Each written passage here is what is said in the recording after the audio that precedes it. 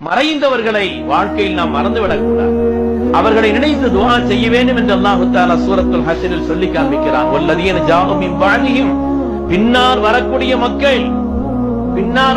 மக்கள் வல்லதீன ஜாஉ மின் பஅதிஹிம் யகூலூன், அவர்கள் சொல்வார்கள் ரப்பனா இக்ஃபிர் லனா, யா அல்லாஹ் எங்களுடைய பாவங்களை மன்னித்தருள், வலி இஹ்வானினா அல்லதீன சபகூனா பில் ஈமான், ஈமானை கொண்டு எங்களுக்கு முந்தி விட்டார்களே அந்த முஃமின்களுடைய பாவங்களையும் நீ மன்னித்தருள்.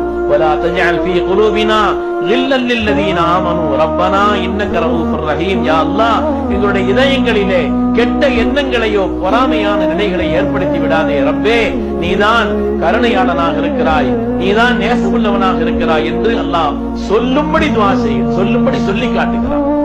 இறந்தவர்களுக்காக, நம்மை விட்டு முன் சென்று விட்டவர்களுக்காக வேண்டி விளைவொருக்க தேட வேண்டும், அவர்களுக்காக துஆ செய்ய வேண்டும் என்பதை மார்க்கம் நமக்கு சொல்லி காண்பிக்கிறது.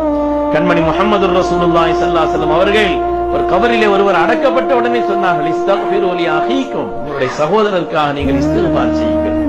இஸ்தக்ஃபிரு லி அஹீக்கும், உங்களுடைய சகோதரருக்காக இஸ்திக்ஃபார் செய்யுங்கள். வஸலூ லஹு அத்-தஸ்பீத், கேள்வி கணக்கு கேட்கும் பொழுது அந்த காரியத்திலே உறுதியான தெளிவான பதிலை அவர் சொல்வதற்காக நீங்கள் துஆ செய்யுங்கள். இன்னஹு ஆன யுஸ்அல், இப்பொழுது அவர் கேட்கப்பட்டுக் கொண்டிருக்கிறார். எனவே அந்த கேள்வி கணக்கிலே உறுதியான பதிலை அவர்